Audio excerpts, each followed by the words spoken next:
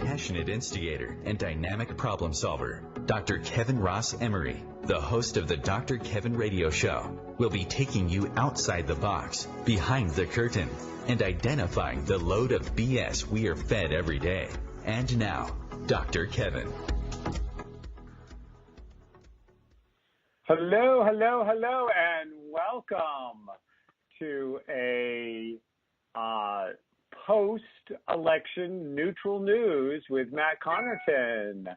Last time we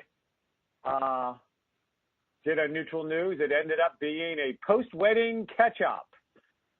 Even some mustard there wasn't there.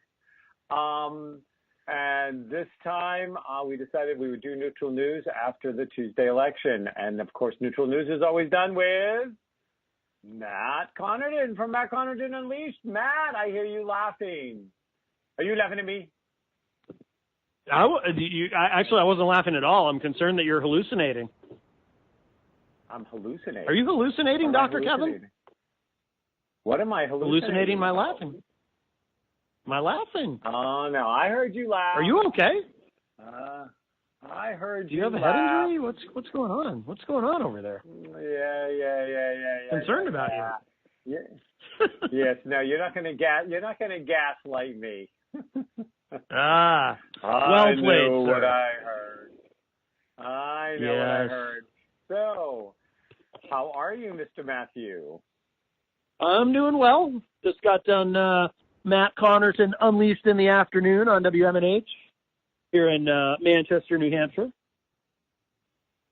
And tell me, how was it? It was excellent. My guest that I had on in the first hour brought pizza. So they were, and I say this with respect, Dr. Kevin, because I always enjoy having you on. Because you come on the show quite often, but I have to say, they brought pizza. They kind of are now my favorite guests ever so far. Oh, because they fed you, huh? I see how it is. Yes. They're not the first to bring food.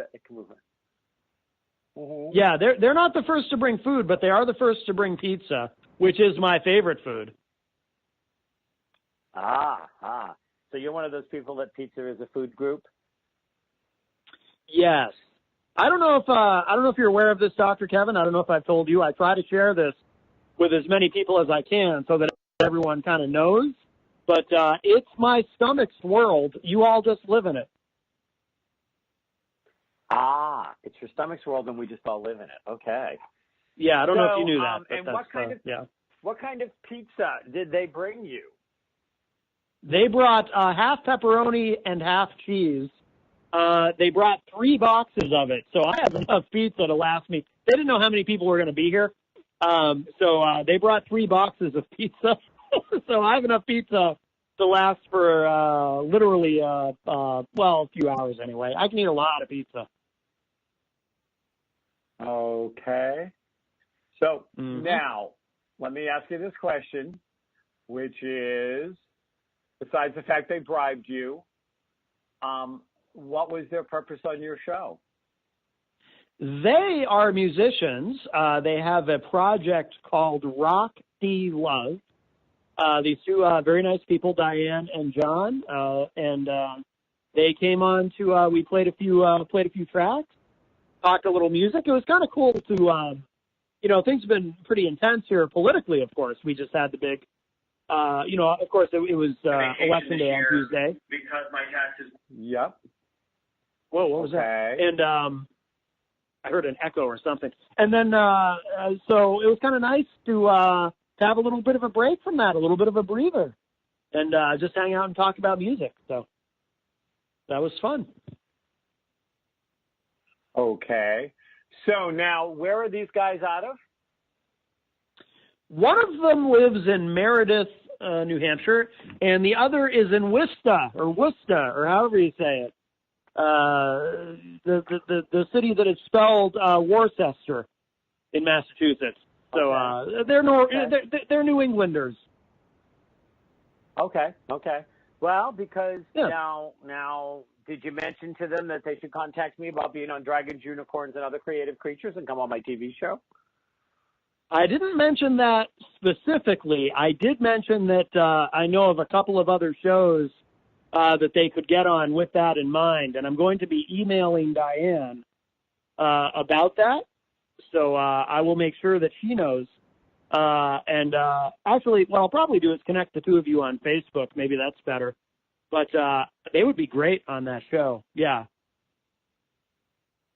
Hey, we've had people come on,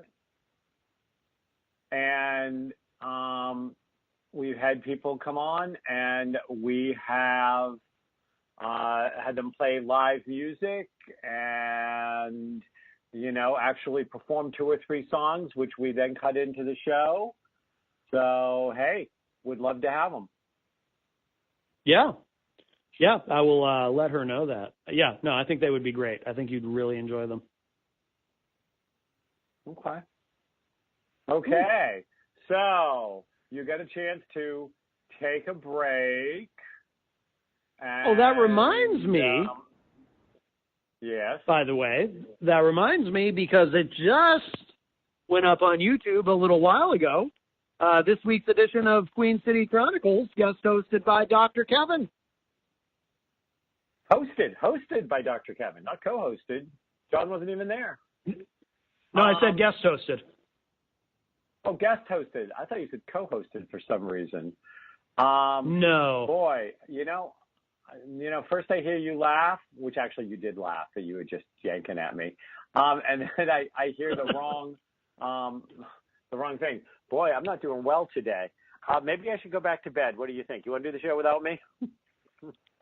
It's a little early, Dr. Kevin. I think you can stay up a bit longer. I don't know. It gets dark so early. So anyway. Aren't you nocturnal anyway? Don't you stay up late? It depends. I actually go through cycles. I can either be a morning person or I can be a night person.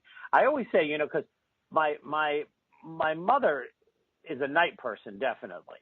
I mean, to her, first thing in the morning is around noon. Middle of the day is around 10 o'clock at night. And, if she had her druthers, that's what it would be. My father, on the other hand, thought that when the sun was in bed, it was time for you to go to bed. And he would wake up to watch the sunrise. So I kind of sort of always wondered how I got created, because they seem to be on such opposite schedules, but it happened somehow. Right. But I can go either way. I can be a morning person, which I am these days because I get up and swim every morning.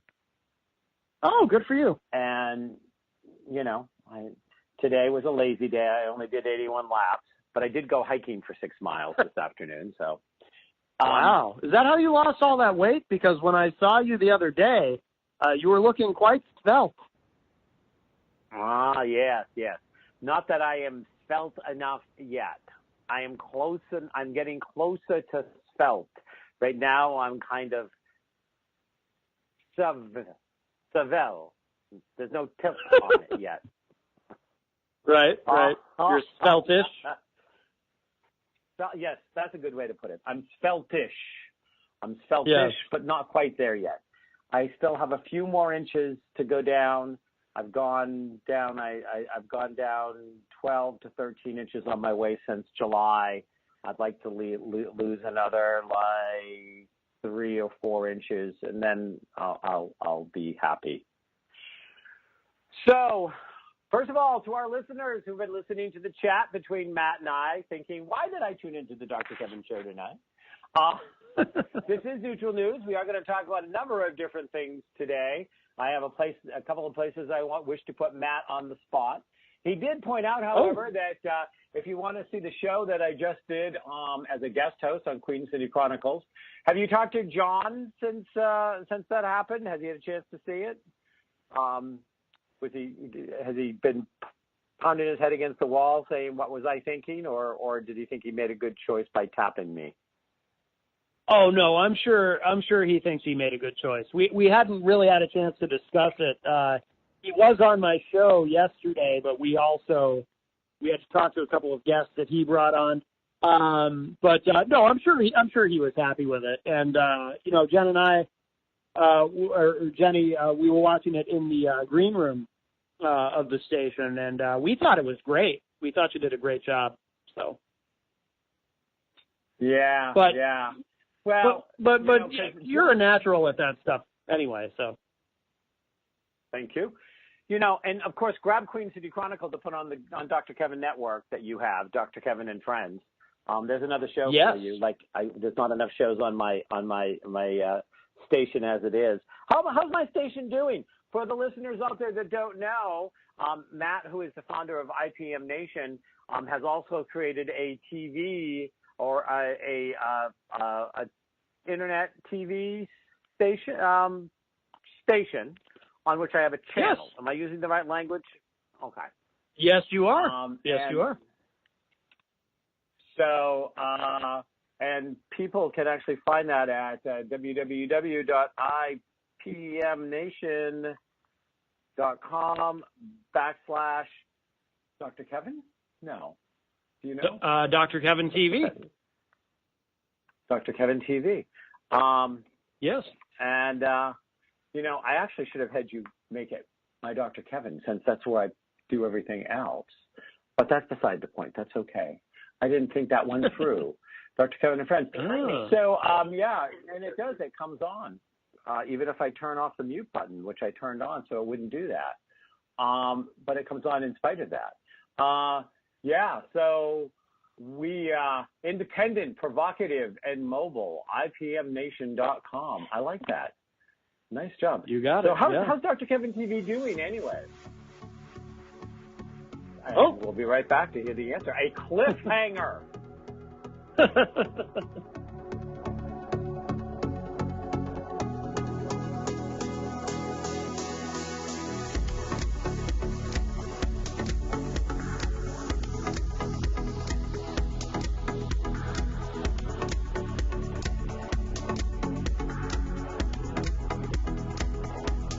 Conscious media for conscious minds. OMTimes. Have you ever wondered how to change your love paradigm? The secret key is finding a love partnership, not just a regular connection.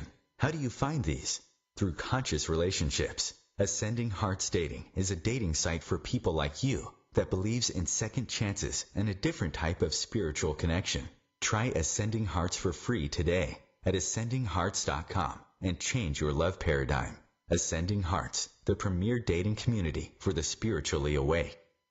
Tune in to the Practical Intuitive, Mind, Body, Spirit for the Real World with me, host Robin Fritz, Mondays at 2 p.m. Pacific, 5 Eastern. I'll cover personal and business intuition, animal communication, mediumship, space clearing, past life regression, shamanic insights, energy healing, soul choice, and more, all to help you tap your own intuitive and healing skills. No ifs, ands, or buts. Mother, Mother Ocean. Hi, I'm Jimmy Buffett. West Indian manatees are one of the most unique animals on Earth, and we're still finding out so many new things about them. But manatees are endangered, and many of them are killed or injured each year because of watercraft collisions or other human activities. You can help save these gentle marine mammals. For free tips on what you can do, call Save the Manatee Club at 1-800-432-JOIN. Thank you.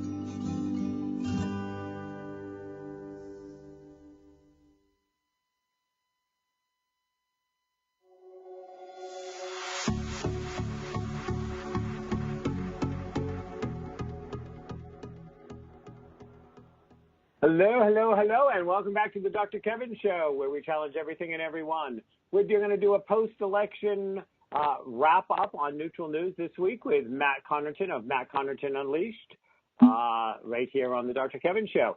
If you wish to call in and be part of the conversation, you can call in at 202-570-7057. That's 202-570-7057. Or you can go to facebook.com/MyDrKevin, and right at the top of the page is the posting about today's show. And if you post on it, we will bring your question on air. And actually, one of the things I want to throw out there to get things underway Matt, is that we, you talked at the beginning, we kind of joked back and forth about being a little, off the game or sleeping in or how dark it was. I would love to have our listeners either comment or call in or, whatever they'd like to do, let us know. Do we really still need daylight savings time? It seems to I'm one of those people where I'm not going to say it whacks me a lot, but it definitely throws me off a little. Definitely throws me off again a little. And it's definitely worse on years if I am jumping between time zones a lot around that time. If I'm traveling a lot around there, that really messes me up. So what do you think? Do we still need to have daylight savings time, or do you think it's outlived its purpose? And how do you react to it? Yeah, it's not, to be honest with you, it's not an issue that I personally have ever been concerned with, because it really doesn't seem to affect me at all. But see, I'm odd though. I'm very strange in that, and this may be why it doesn't affect me. I'm not someone who has a normal standard sleeping pattern. As a matter of fact, when I stopped working at the full-time job that I was at back in October of 2013, and I just kind of started doing my own thing, just running my business with really very little of any kind of schedule or structure.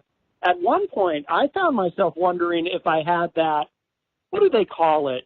It's a sleep disorder, I can't remember what it's called now. It escapes me. But there's a particular sleep disorder where you just don't have any kind of sleeping pattern at all. It's very common in blind people. I have 20/20 vision, but I'm not familiar with it. Yeah, but I guess blind people tend to because they don't see sunlight, obviously, so they tend to not have a normal sleeping pattern. I started to wonder if I had that sleep disorder because I would sleep when I would get tired. But sometimes I might be up for 24 hours straight. I was just kind of all over the place with it. But even now, because I live with other people, I'm not living alone, I have fallen into the normal, you're awake during the day, and then at some point at night you go to sleep and you wake up in the morning.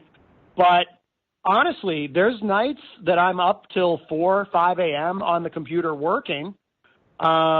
And then occasionally that'll catch up with me and I'll be crashing at like 10 p.m. on a given night. And I'm really all over the place with it. So because I've never had like a normal established sleep pattern, that may have something to do with why daylight saving time doesn't affect me at all. The time change doesn't seem to affect me. But I do know that as far as any sort of necessity for it, I believe, and I haven't really read up on it, but I believe it was originally established for farmers because they had to get it, farmers obviously have to get a very early start on the day. So it was as a way to kind of help them. But in the modern era, there really is no reason for it. So there's no justification for it today other than it's what we've always done. So it's what people are used to.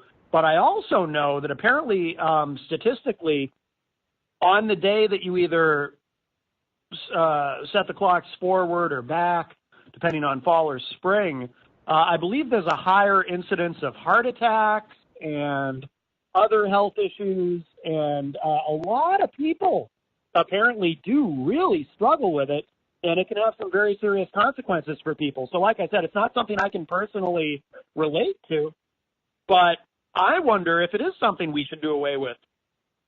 Just because it seems like the time changes really have a negative effect on a lot of people. And it doesn't have that level of negative effect on me. I'm not like talking to you from the other side or anything. Right. But I don't think I am. Of course, I'd be the last to know. But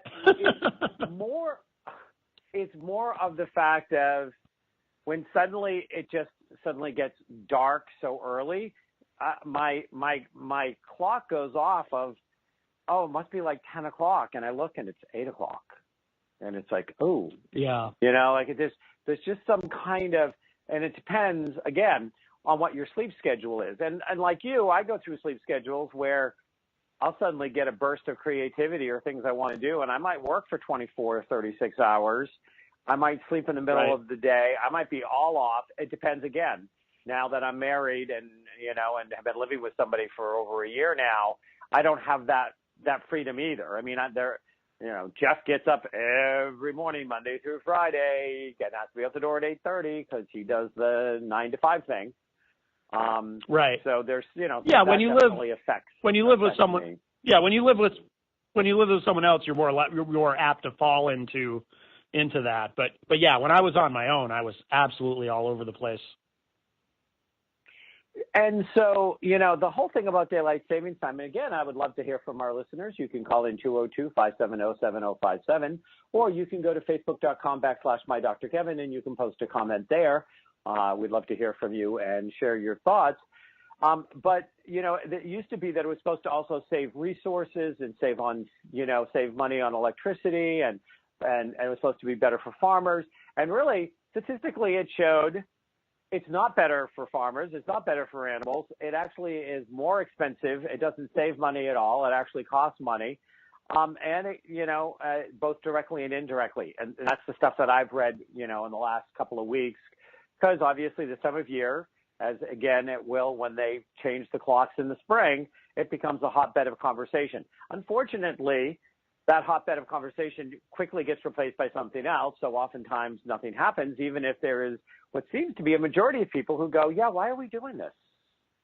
Do you remember when we're not holding people's attention long enough for them to actually say, hey, really change it?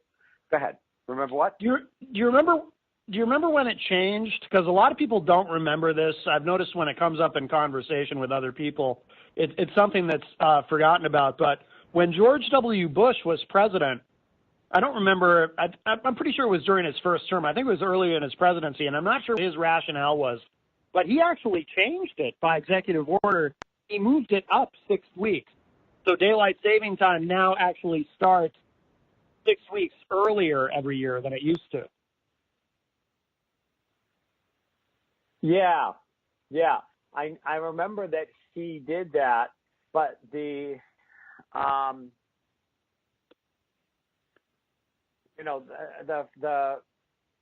first nationwide implementation of it was like in 1916.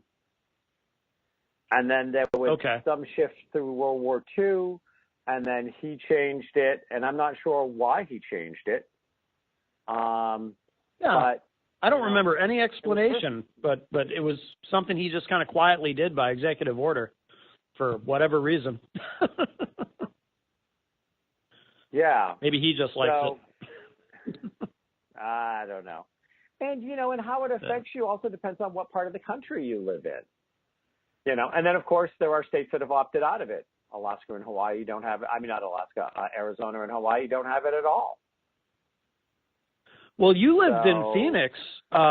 Is Phoenix in the part of Arizona that ignores it? The whole state ignores it. Oh, the whole state does. Okay. Ignores it.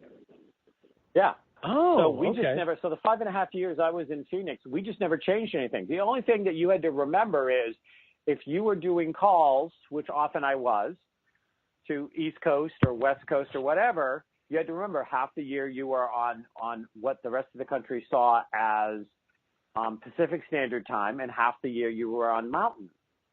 But it was how the other part of the country saw you. It never changed. We never had to change a clock in Arizona. Huh.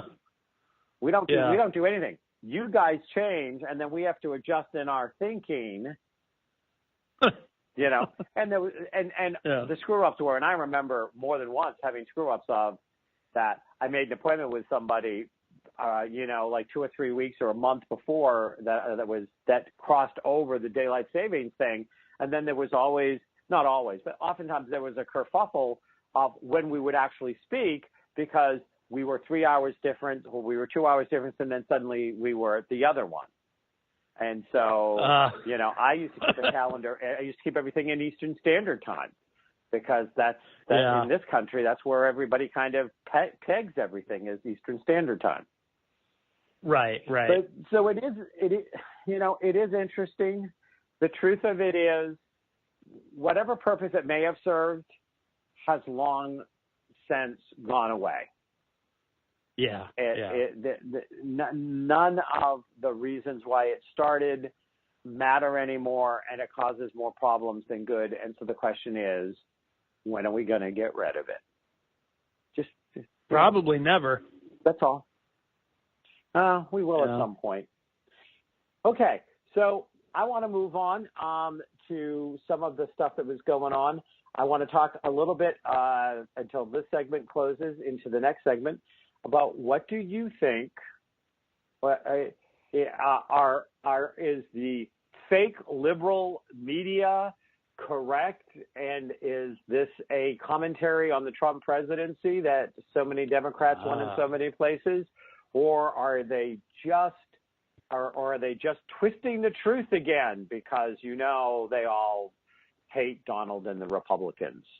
So I want to kick that around a little bit. And your favored candidate now is going to be the upcoming mayor of Manchester, I believe. Joyce Craig. She won the election. Yes, she will be inaugurated in January here in Manchester, New Hampshire. She's part of that Democratic sweep across the nation. Yeah. And, well, I know that here in Nashua, we had almost all of the aldermen, all the different, because our mayor wasn't up for election this time, all went Democratic. Like it all. Oh, no kidding. Democratic. Wow. Absolutely. So when we get back, we're going to talk about, and we want to hear from you. What went on in your area? And is this a sign that the American people are not happy with our president? And we'll be right back.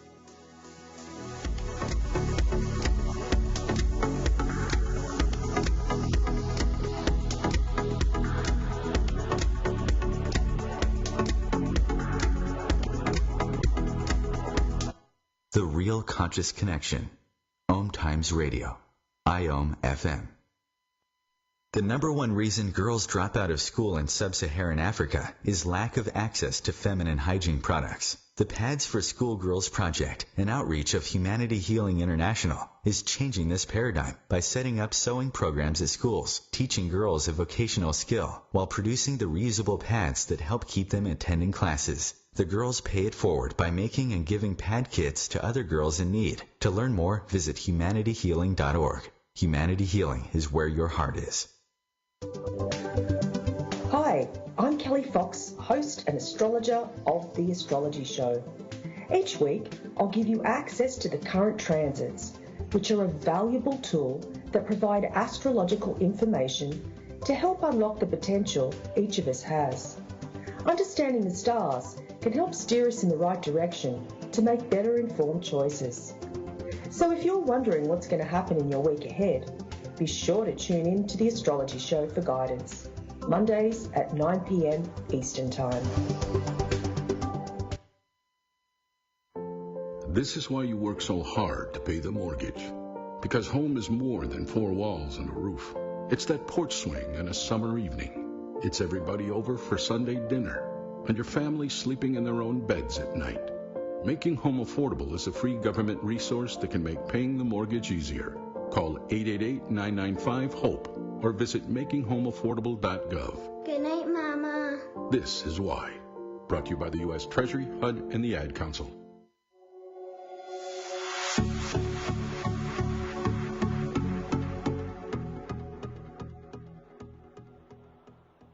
Hello, and welcome back to the Dr. Kevin Show. We're doing a post-election neutral news where we're going to try to talk about what has gone on and what does it actually mean. So, Matt, are they blowing this out of proportion, or is this a serious sign that not is all well between the heart of America and the Trump administration? What do you think? Well, obviously there are elements within the media, certainly MSNBC, for example, the liberal counterpart to Fox, they've been just absolutely giddy over these election results and trying to peg it as a referendum on Trump and Trump backlash and whatnot. I must tell you, and I'm not, as you know, I'm not a big fan of President Trump, but I'm also very skeptical that this is what everyone is, I think, reading into it a little bit for a couple of reasons. Number one, I would be more apt to buy into this idea that this is all part of this big backlash and a rebuke of Trump if there were more elections. I mean, in this cycle, we had a couple, we had the New Jersey governor's race and the Virginia governor's race, and obviously those were both Democrats who won those, and a handful of other smaller elections. Those, I think, were the two most high-profile ones that I can think of. But I just don't think there were that many elections.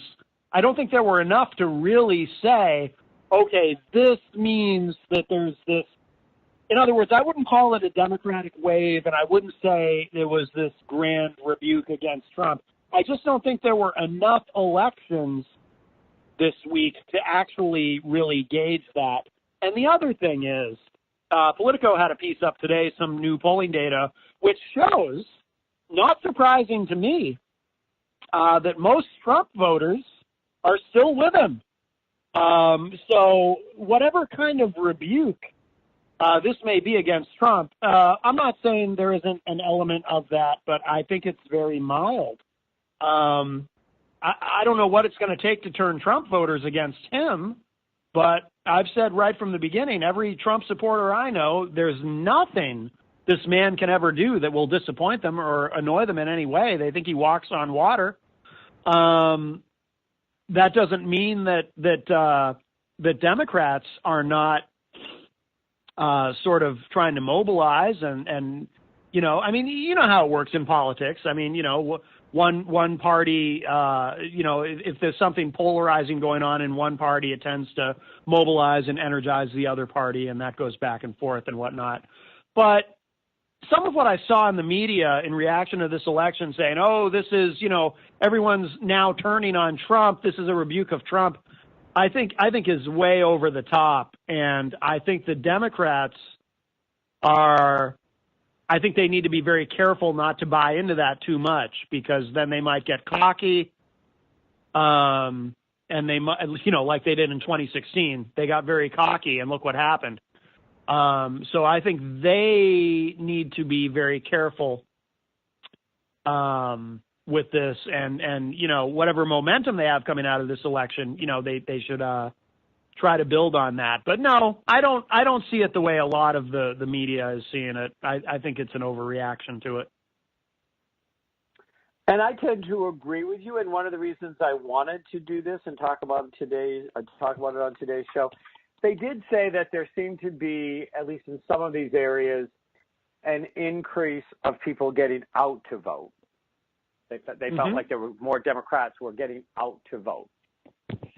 And I mean, I've read that in a couple of different places that the numbers said that they were out there, and the people that voted Republican still had a over 50%, Trump approval, that they still approved of the president and what he was doing. And so, you haven't changed those minds. The minds are the minds of the ones who said maybe Trump will bring a breath of fresh air to Washington. Maybe he will make some of these changes. It hasn't changed the hardcore anything anywhere. Right. And one of the reasons I wanted to bring it up is because I'm not going to say this as a universal statement, but I think that a lot of people that would consider themselves more alternative, more spiritual, that are more likely to be listening to the Dr. Kevin Show on OMTimes were probably not big Trump fans. Right. I think that's probably a safe bet. I think that probably my demographics tends to lead a little bit more liberal and open-minded. Yeah. And so I bring that out because it's not okay, we can sit back and it's all going to switch back and the pendulum's going to swing and we can just go check out and be in La La Land again. Because I hate to say it,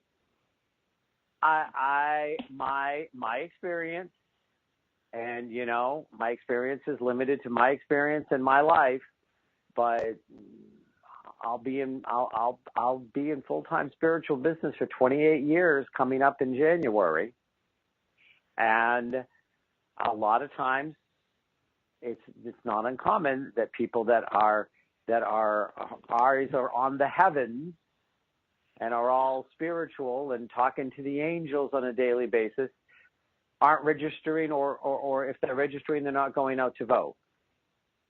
I think that the people that identify them as spiritual, alternative, things like this, aren't necessarily a strong, let's show up at the poll place and vote voters.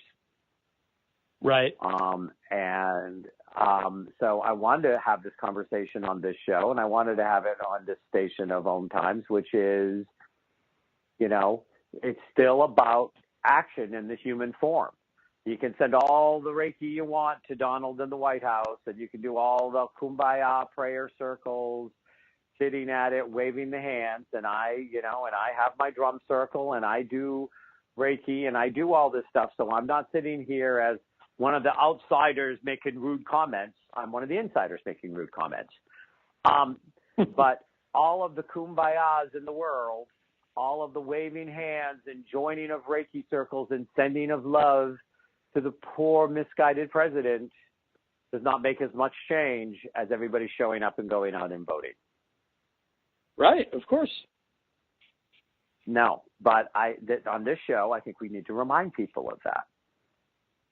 Right. And to not drink the Kool-Aid. Oh, well, the wave has changed, so I can go back and light another piece of incense and sit in front of my Buddha and forget that it's voting day and not go do anything. And I do think that some of the ruder, cruder, crasser, harder to swallow aspects of Trump has shaken a few people off their meditation pillow to actually go do something. Like, they just couldn't ignore it. But I don't want them to become complacent now. If you don't like where Trump's taking the country, then you still need to speak out. Your voice still needs to be heard. You need to make a difference. And maybe you need to run for a local office. Make change at the grassroots level. Have you ever considered that? Have you ever? We asked each other the. I got it out first. Same question. No, I almost ran in 2016 and decided not to. I almost ran for the state legislature. I don't think I'm electable. Okay. And why would you not be electable? Well, I'm an independent. Independents tend not to win, although we did have an independent just win a seat on the board of mayor and alderman here in Manchester, Tim Baines. So independents do win once in a while, but not generally. And I can't, in good conscience, hitch my wagon to either party. And also I'm so busy. It's such a time commitment. And I'm so busy with business commitments already that I just don't think it would be practical. And above all else, I am a practical pragmatist. So it in the end, part of me wanted to, but it didn't seem like a great idea. How about you? I have always considered myself probably unelectable as well. So I've never really considered it, though some of my commentary and blogs and speaking out has made people ask me if I'm running for election, if I'm campaigning, because I have done some very in-your-face, solution-oriented blogs of what we need to do to get this country back on the thing. But I mean, it has changed certainly, but there was a long time period where somebody who was outwardly gay, outwardly psychic, outwardly outspoken, nobody was going to touch to try to get elected. Right, I just had hit too many buttons. And I think that in some extent still could have some truth to it. If I didn't set off your button because I was gay, because there was actually a transgendered who got elected, I think it was in Virginia, to a school board or city board or something. I can't remember now. And so if it wasn't that part of it, then the fact that I'm openly psychic and that I do psychic work for a living, and that, you know, that I think that if the first one didn't trigger you, that one might. And then probably my outspokenness at times would also trigger people. Some people would rally behind me, and God knows I can't have a bigger mouth than Trump has, and I can sure as hell put a lot of better statements out of it than what I've heard out of that one. But still, I don't think there's enough spiritual people. Now, you know, Marianne Williamson, who is a icon in the spiritual New Age community, tried running, and she didn't win. And she ran in California. What did she run get elected. For? I think it was a state legislature, but I'd have to check, because this was not this election cycle. It was the cycle before. I think it might have been the cycle just before the presidential elections or something. But I know that she was running, and she was running for something in California. It might have been state legislature. I don't think it was national senate. National legislature, but it could have been. I won't swear that I know, but it wasn't like she was running for dog catcher or, you know, local school board. Yeah. And we'll be right back.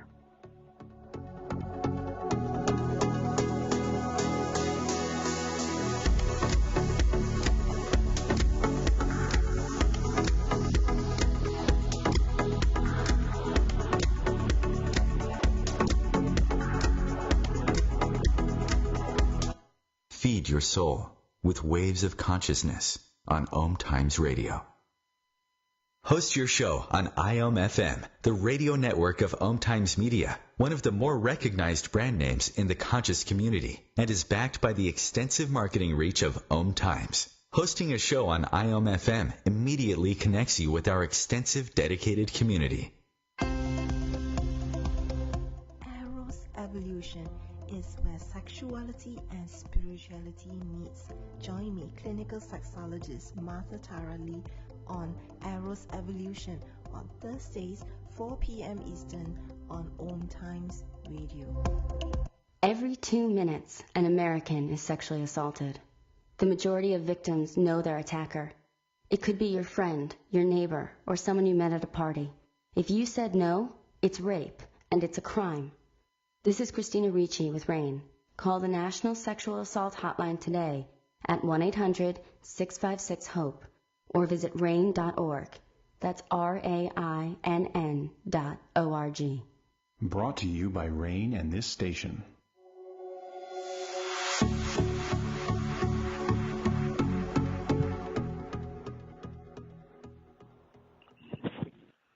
Hello, and welcome back to the Dr. Kevin Show, where we challenge everything and everyone. We're doing a little post-election challenging here with Matt Connarton of Matt Connarton Unleashed. You can catch Matt Connarton Unleashed Monday through Friday from 4 to 6. You can catch him live if you are in the Manchester, New Hampshire area on the local airwaves, or you can catch him live on the internet. And Matt will post that link on our Facebook, on the My Dr. Kevin Facebook fan page, where you can come and leave a comment if you'd like. That's facebook.com/My Dr. Kevin. You can come and comment on today's show, weigh in, anything from daylight savings time to, was this a referendum on the president? Some of the conversations we've been having today, among others. Also, if you'd like to participate in this conversation, you can call in at 202-570-7057 and have your thoughts or ideas expressed, heard, shared with the world. So I forgot where we left off, Matt. Matt, weekdays 4 to 6, and he has a call-in, and we do have some stuff, and he's going to post some more stuff for us. Yeah. So, yeah. I can't remember where we left off. Where did we leave off, Matt? Well, we were talking about, I'd asked you if you had ever considered running for office, and you told me about someone who had run for office in California who was in spiritual. Yeah, and she didn't make it. You know, it's interesting. You were talking about the things that you think would disqualify you in terms of making you unelectable. I think the psychic part of that probably would, but I don't think, as far as sexual orientation, I don't think that's really an issue anymore. I mean, obviously that's an issue for some voters. You know, you're not likely to get Christian evangelical conservatives to vote for you, but I don't think it's anywhere near the stigma in terms of winning elections that it once was. I mean, I think that I think we have finally evolved beyond that.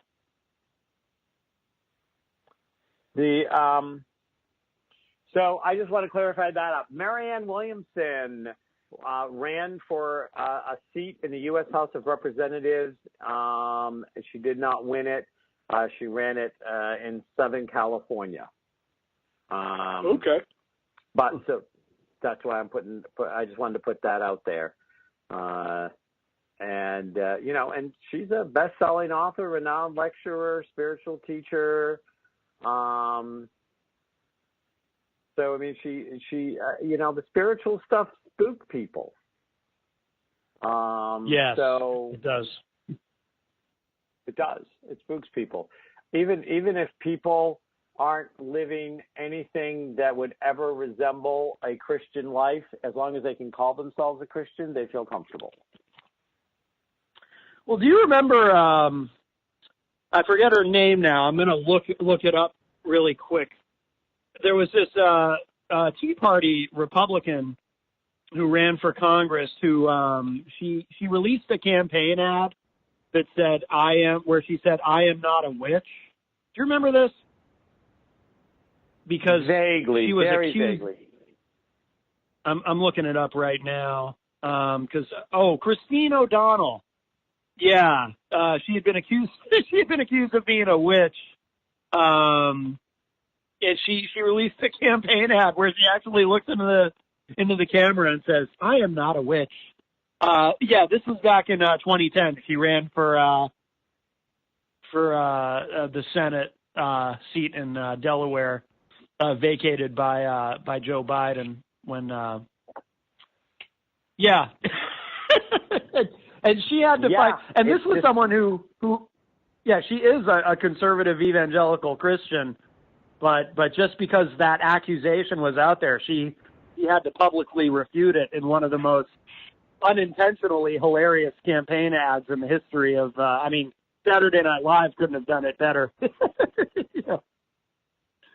So the question is, when will this country, if ever, reach a maturity where maybe a Wiccan does get elected to office, maybe a Buddhist does? I mean, we have elected some Muslims.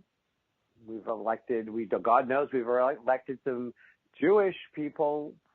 They're not all tidy whitey wash and dry Christians, but right. They're still considered real religion somehow.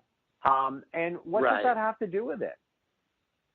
I mean, what does it have to do with it? How does a religion qualify you or disqualify you from serving a public office to represent the people of your city, your town, your district, your county, your state? How does that? Why would that? Why should that even make a difference? Do you think, Matt, will we ever get to the place? Will we ever free ourselves from this curse of Christianity, faux Christianity obsession? Because so much of it's hard to imagine. Yeah. Well, yeah. it's hard to imagine that we would see that change in our lifetimes. But then again, you just never know. Hey, I never thought we would elect a black president in my lifetime, and then we did, and reelected him. I thought we'd have a woman president before we had an African American president, and I was proven wrong on that. So you just never know. I mean, I've often wondered if someone who is open. Oh, go ahead. Well, I was just going to say, I've often wondered. I've wondered if someone who is openly atheist could be elected, but people get freaked out about that. And I say openly very intensely because I'm absolutely positive there are plenty of people who serve in public office who are atheists, but they go play along. Honestly, I don't believe in my heart that Donald Trump believes in God. I think he just, whenever he speaks about religion publicly, he almost comes off like he's mocking those who believe, and in the back of his mind, I imagine him just kind of laughing at everybody because everyone just with his 2 Corinthians, and I don't believe for a second that he buys into it, but he knows how to play that game, and he's not even convincing at it, but they lap it up. But I don't know who would be elected first, a Wiccan or an atheist. I don't know which would freak people out more or less. Yeah, I don't know either. But if you want an honest politician, stop creating unnecessary realities which force a politician to lie. Stop crucifying them for being human or being different. Look at the caliber and the quality of the person. What do they say and what do their actions say? Have they done what they said they've done? Have they walked the talk that they've talked or not? How did they vote or how did they speak or, all of these different things? It doesn't make any difference. Nobody goes and attends church any more often than Lucifer, because he's always looking at where his next set of people are coming from. Yeah. You've never heard that? I've never heard that before. I like that though. Yeah. The devil's favorite place is in the church, so he can see who's coming to visit, I think was the saying. Oh, okay. Yeah, I've never heard that. So, yeah. And so, we force false hypocrisy. And the one thing, though I know that he's telling a ton of lies, and, and some of them he believes himself, that's part of him being a narcissist. But the one thing I got to respect for Donald Trump is there's a lot of things he said that 4 years ago, 2 years ago, 1 year ago, before you get elected, 18 months ago, people said, nobody can say that and get elected president. Nobody can be divorced and get elected president. Nobody can have the kind of, be caught saying the kind of things he got caught saying in cameras and interviews and live the kind of life that he did. And it just shows you, it shows you how much a dying animal will fight to preserve itself by the people who are a dying breed in this country will choose to ignore. How much out of their own integrity and out of their own set of values they'll go to have a mock representative of their voice, who in action hasn't really done a whole lot that's really supported their values. Tell me what he's done to support these ultra-right religious nutcases. Yes, and I can't think. Call them whatever I want. I can think of one thing when he announced his change in the transgender policy for the military. That to me was clearly something to appease them and make them happy. I don't believe that he believes that there's any need for a change in policy, but he just did that to throw them a bone or to distract from, I don't know, the Russia probe or whatever else. But that is one thing that he has done for them. Well, and did that actually ever come to completion, or did that just get tied up because he didn't do it the right way and he didn't follow the right channels, and and president does not equate with God, so he can't just like pound his gavel and point and smoke people from a distance and make it happen. I mean, he acts sometimes like that's how he can act, what he can do as president, but he really can't. There is actually procedures and processes and things. So did that band ever go anywhere, really? Or did it just die? Well, I think my impression is that the leadership of the military is kind of slow walking it, because they don't want to do it. Mattis, clearly doesn't want to do it, but they may not have a choice. Yeah, we'll see. His consistency of sticking with things unless they were self-serving is not high. Matt, thanks for coming, and we will see you at the beginning of December for our next edition of Neutral News. Yes, thank you. Always a pleasure.